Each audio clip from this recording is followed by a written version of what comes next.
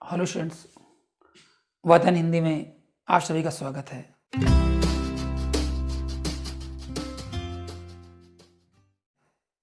और विशेष स्वागत, विशेष धन्यवाद इसलिए, विशेष आभार इसलिए कि आज आपने 400 सब्सक्राइबर पूरे किए हैं। इसके लिए आपको ढेर सारी शुभकामनाएं। बच्चों, छंद को देखा जाए तो हमारी परीक्षाओं में बड़ा ही महत्वपूर्ण योगदान निभाती है।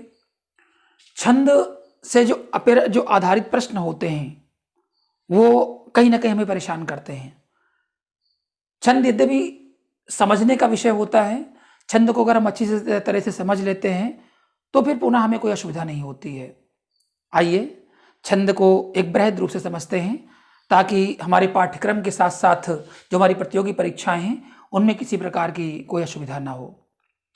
छंद को अगर देखा जाए मुख्य रूप से तो छंद का जो शाब्दिक अर्थ होता है वह होता है आच्छादित करना। आच्छादित करना और आच्छादित करने का जो भाव होता है वह किसी काव्य रचना को आवरण से लेकर के उस आच्छादित बना करके ताकि वह रचना उस छंद के अंतर्गत समाहित हो जाए। दूसरा है, अगर छंद को हम शाब्दिक अर्थों में देते हैं तो चूंकि आच्छादित करने के ही कारण इसे छंद कहा जाता है। छंद क्यों कहते हैं? क्योंकि यह किसी भी पद्य रचना को, काव्य रचना को आच्छादित करती है और इस पर जो आवरण बनता है इसीलिए इसे छंद कहा जाता है। छंद का जो शाब्दिक अर्थ है वह एक प्रसन्नता का द्योतक होता है, आह्लादित होना होता है। हम आह्लादित अनुभव करते हैं, अपने को आनंद में अनुभव करते हैं, तो छंद का ही शाब्दिक अर्थ हो जाता है। बच्चों, छंद की अगर चर्चा देखी जाए तो सर्वप्रथम आपकी ऋग्वेद में चर्चा हुई थी।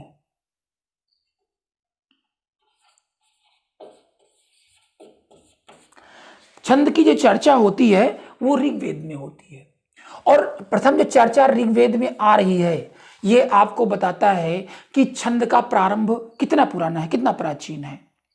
क्योंकि यहाँ पर छंद के अंतर्गत हम ये देखते हैं कि जो छंद की हमारी परिभाषा आती है, क्योंकि इसके जो मुख्य आचार्य थे वह थे पिंगल मुनि। पिंगल मुनि, और पिंगल मुनि ने ही आपका अब जो अपनी पुस्तक लिखी थी वो देखा जा रहा है छंद शास्त्र। छंद शास्त्र, और छंद शास्त्र को ही बाद में पिंगल शास्त्र के नाम से जाना गया। छंद शास्त्र को ही पिंगल, चूंकि पिंगल मुनि ने लिखा था इसको, तो पिंगल मुनि के कारण से इस शास्त्र को छंद शास्त्र माना गया और बाद में इसे मुख्य रूप से पिंगल शास्त्र के रूप में इसे वर्णित किया गया, माना गया, मान्यता दी गई। अब हम देखते हैं कि छंद है क्या। अगर छंद कहते किसे को है तो परिभाषा के तौर पर देखा जाए तो वर्ण, मात्रा, गति, यति, तुक आदि से निबद्ध रचना छंद कहलाती है। हम ये देख रहे हैं बच्चों, इसके पहले एक बात आपको और जाननी आवश्यक है कि जिस प्रकार से गद्य का जो नियामक होता है वो होता है आपका व्याकरण। व्याकरण होता है गद्य का जो नियामक है, जो कंट्रोलर होता है वो होता है आपका व्याकरण। उसी प्रकार कविता को देखा जाए तो वहां पर छंद शास्त्र का महत्व होता है। इसीलिए कविता में छंद शास्त्र का महत्व होता है और गद्य में व्याकरण का महत्व होता है। अब यहां हम देख रहे हैं कि वर्ण, गति, यति, लय, तुक, ताल से जो निबद्ध रचना है वो आपकी कहला रही है, क्या कहलाती है? छंद कहला रही है। अब यहां पर हमने मुख्य छंद के एक तरह से आपको देख रहे हैं और इनको देखते हुए हम छंद के 8 बातों की बात कर रहे हैं। पहला हो गया हमारा वर्ण। अब वर्ण क्या है? वर्ण को इनको समझना पड़ेगा। यद्यपि परीक्षाओं में वर्ण नहीं पूछा जाएगा, आपसे मात्रा नहीं पूछी जाएगी, आपसे गण नहीं पूछा जाएगा, लेकिन बच्चों चूंकि हर वीडियो में हमने आपको बड़ा डीपली अध्ययन करवाया है, बड़ा ही डीपली अध्ययन, इसलिए ताकि परीक्षाओं में आपको केवल छंद पहचानना ना पड़े, छंद की परिभाषाएं आपको नहीं लिखनी है। हाँ, प्रतियोगिताओं में आपको जहां पर कोई छंद दिया जाएगा तो उसकी जो आसान से जो सूत्र हैं वो हम आप तक पहुंचाने की कोशिश करेंगे। लेकिन यहाँ ये समझना है कि छंद का के अंतर्गत कितना बृहद जो भी बातें, चाहे वर्ण हो, चाहे मात्रा हो, चाहे गति हो, चाहे यति हो, चाहे लय हो, उसमें उसे कहते क्या है, छंद के अंतर्गत इन भागों का एक संक्षिप्त जो स्वरूप है, जो परिचय है, वो आप इसको देखते चलें। पहला हो गया वर्ण। वर्ण का जो हम अक्षर कहते हैं, वर्ण का अर्थ हो गया अक्षर। अब अक्षर इसको देखा जाए तो वर्ण के दो भेद हो गए, वर्ण के मुख्य आपके दो भेद हो गए। पहला हो गया लघु, जिसे हम ह्रस्व भी कहते हैं, और दूसरा हो गया गुरु या दीर्घ भी कहते हैं। अब यहाँ पे हमको ये देखना है कि वर्ण के दो भेद लघु और दीर्घ, यानी ह्रस्व और गुरु हो गए। तो लघु और गुरु, ह्रस्व या दीर्घ। अब इसमें देखना है कि लघु क्या होता है।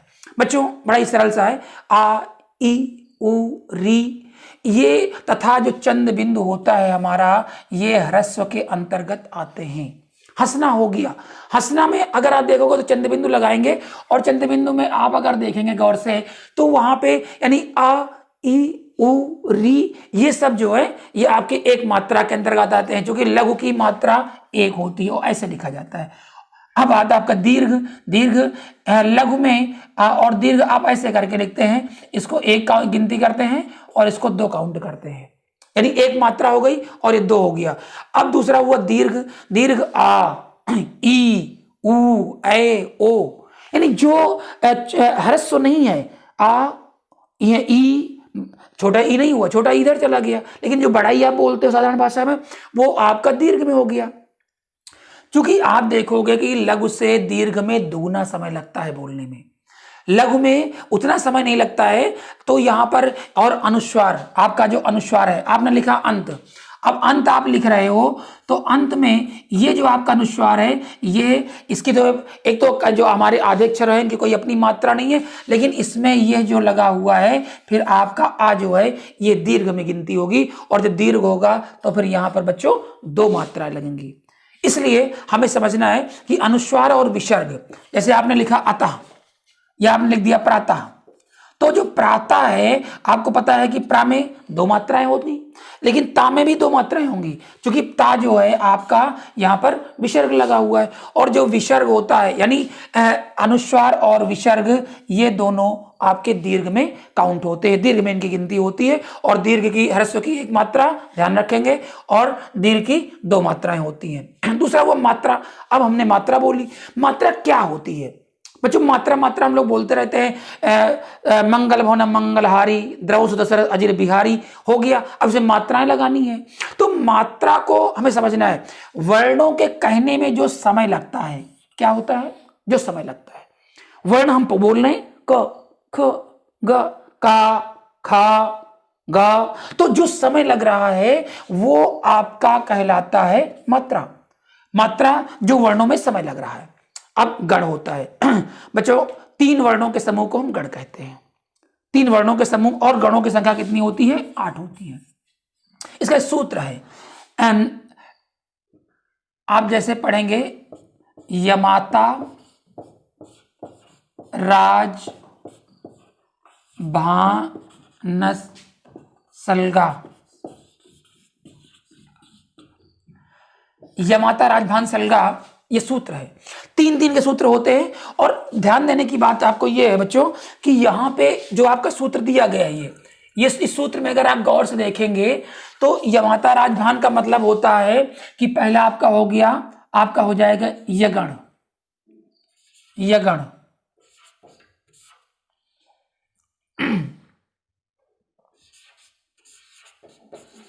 यगण क्यों? या दूसरा है मगड़, मां से, या से यगण हो गया, मां से मगड़ हो गया। ता है, फिर क्या हो जाएगा? तगण। अब ये गण चूंकि साहित्य में, काव्य रचना में बड़ी महत्वपूर्ण होते हैं, इनको हम लोग किसी दूसरे वीडियो में बड़ी डिटेल में पढ़ेंगे गणों के बारे में। लेकिन आप सूत्र याद कर लेंगे तो इनकी संख्या 8 होती है, और इसका सूत्र आपके सामने लिखा हुआ है। अगला हो गया गण के बाद होता है चरण या पाद। बच्चों प्रत्येक छंद में कम से कम 4 भाग होते हैं, लेकिन आवश्यक नहीं है ये कि 4 भाग ही हों, कम से कम 4 भाग हैं। लेकिन यहाँ पे 4 भाग में, अब जैसे आपने लिखा कोई छंद है आपकी, चाहे दोहा हो, चाहे चौपाई छंद हो, चाहे आपकी रोला छंद हो, चाहे कुंडलियां हो, सब में कम से कम 4 चरण हैं। और इन 4 चरणों के प्रत्येक भाग को आप अगर देख रहे हैं कि देवी पूज पद कमल तुम्हारे, सुर नर मुनि सब होई सुखारे, ये आपका केवल 2 चरण हुए। तो चौपाई में 2 चरण हुए। तो पहला चरण क्या हुआ कि देवी पूज पद कमल तुम्हारे, ये आपका क्या कहलाया, पहला चरण, यानी एक चरण, एक पाद या एक चरण कहलाता है। जैसे आपने रहीमन मछरी नीर को तऊ न छाण छो, जाल परे जल जात बही, एक चरण हुआ। जाल परे जल जात बही तज मीनन को मोह, दूसरा चरण हुआ। रहीमन मछली नीर को तऊ न छाड़ छो, तीसरा चरण, फिर बाद में चौथा चरण। तो ये प्रत्येक भाग आपका एक चरण कहलाता है। अगला आता है यति। यति का बच्चों तो साधारण अर्थ में होता है विराम। यति का अर्थ हुआ विराम। अब छंदों को पढ़ते समय जो बीच बीच में रुकना पड़ता है तो उसे हम क्या कहते हैं, यति कहते हैं। और बाद में फिर हम पूर्ण विराम लगाते हैं। लेकिन ध्यान रखिएगा, कहीं कहीं पर हम छंद के भाव को और प्रकट करने के लिए वहां पर प्रश्नवाचक चिन्ह का प्रयोग करते हैं या विस्मयादि चिन्ह का प्रयोग भी करते हैं। छंदों में आपने देखा होगा कि छंदों को हम पढ़ रहे हैं, छंदों को पढ़ते समय उसके भाव को और अधिक प्रभावी बनाने के लिए हम बीच बीच में जो विराम लगा रहे हैं, लेकिन विराम के साथ साथ हम यहाँ पर प्रश्नवाचक चिन्ह या विस्मयादि बोधक चिन्हों का भी प्रयोग करते हैं। अगला आता है गति। गति का जो शाब्दिक अर्थ होता है वो लय होता है, प्रवाह होता है। छंद में प्रवाह क्या होना चाहिए, तो लय का जो शाब्दिक अर्थ है अर्थात चलना हो गया, चलना है। लघु या दीर्घ के कारण जो विशेष प्रकार की स्वर लहरी उत्पन्न होती है, ध्यान रखिएगा, हमारे स्वर तंत्र में हम जब किसी शब्द का उच्चारण करते हैं तो उस उच्चारण के साथ साथ एक स्वर तंत्र हमारा स्पंदन करता है, और उस स्पंदन में जो उत्पन्न हमारी जो स्वर लहरी है उसको हम क्या कहते हैं, गति कहते हैं। यानी स्वर विशेष प्रकार जो स्वर लहरी उत्पन्न होगी वह गति के अंतर्गत आती है। बच्चों अगला है तुक। तुक में छंदों में पदों के अंत में देखेंगे तो अक्षरों की समानता होती है। ध्यान रखिएगा, अक्षरों की समानता। मंगल भवन मंगलहारी, हारी क्या है, हारी। मंगल भवन हारी, मंगल भवन अमंगलहारी। और अगला है द्रवों सो दशरथ अजिर बिहारी, फिर क्या आया, बिहारी। री री री हो गया, अक्षरों की समानता हो गई। ये क्या कहलाता है, तुकांत कहलाता है, तुक कहलाता है। और अगला है संख्या और क्रम। संख्या और क्रम क्या होता है, ये छंद में इसकी बड़ी महत्वपूर्ण भूमिका होती है। छंद का निर्माण हम लोग देख रहे हैं कि कितने भागों को लेकर के हो रहा है। मात्राओं और वर्णों की गणना को संख्या कहते हैं। मात्रा हमने देखा, एक मात्रा है कि 2 मात्राएं हैं। और क्या है, वर्ण हमने देखे कि वर्ण भी आपके जो अक्षर हैं इनकी जो गणना करते हैं। क्योंकि बच्चों छंद हमारे 3 प्रकार के होते हैं, वर्णिक छंद, मात्रिक छंद और मुक्त छंद। हम आगे इसको आपको और डिटेल में बताएंगे कि गणना के संख्या को तथा लघु और गुरु के स्थान के निर्धारण को हम क्रम कहते हैं। अभी अभी ये समझना है कि क्रम क्या है, गणना संख्या क्या है। संख्या मात्राओं और वर्णों की संख्या को हम संख्या कहते हैं, और लघु और गुरु के स्थान के निर्धारण को हम क्रम कहते हैं। अभी इतना देखना है बच्चों। आगे देखते हैं छंद के प्रकार। छंद के प्रकार में मुख्य रूप से हमारे यहाँ 3 प्रकार की छंदों का उल्लेख मिलता है। 3 प्रकार की छंद हैं। पहला हो गया वर्णिक छंद, दूसरा हो गया मात्रिक छंद, और कहीं कहीं पर कुछ लोग 2 ही प्रकार के छंदे मानते हैं, वर्णिक छंद और मात्रिक छंद। लेकिन कहीं कहीं पर मुक्त छंद की भी चर्चा होती है। अब वर्णिक छंद को अगर हम देखें तो जहां पर जिनकी गणना वर्णों के आधार पर की जा रही है, जिनकी गणना, जिन छंदों की गणना, जिन वृत्तों की गणना, हम छंद को वृत्त भी कहते हैं। क्योंकि इसके पहले भी हमने चर्चा की थी कि वृत्त भी कहते हैं, क्योंकि छंद का जो वास्तविक है स्वरूप है वह उसी तरह से दिखाई भी पड़ता है। और चूंकि हमने इसके पहले भी देखा था कि चूंकि ये छद धातु से बना हुआ है, छद धातु, और जिसका अर्थ ही होता है आच्छादित करना, हमने चर्चा भी की। तो यहाँ पर ये जो वर्णिक छंद हमारा है, आह्लादित करना, आनंदित करना, ये छद धातु से बना हुआ है। तो जो वृत्त है ये छंद के अंतर्गत है। तो वर्णिक का मतलब हुआ कि जिसकी गणना हम वर्णों के आधार पर कर रहे हैं।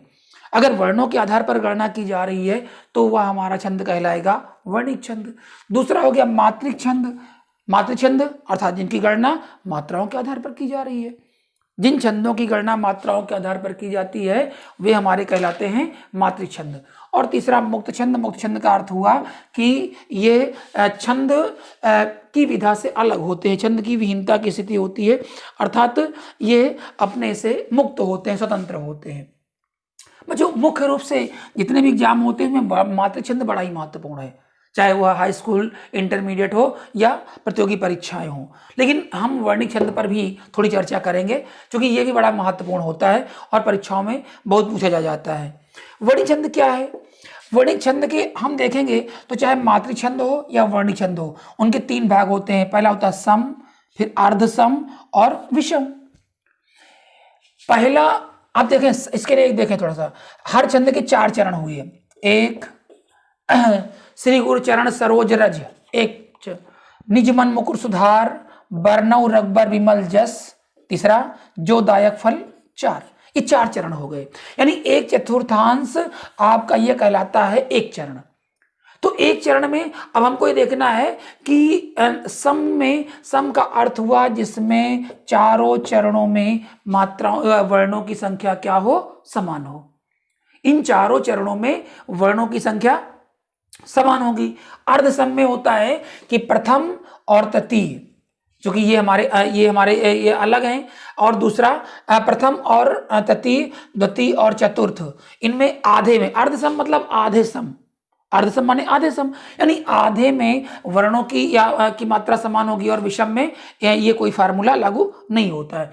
तो सम का हुआ आपका एक, सम के भी 2 भेद हो जाते हैं। जो सम के 2 भेद, पहला हो गया हमारा साधारण और दूसरा कहलाता है दंडक।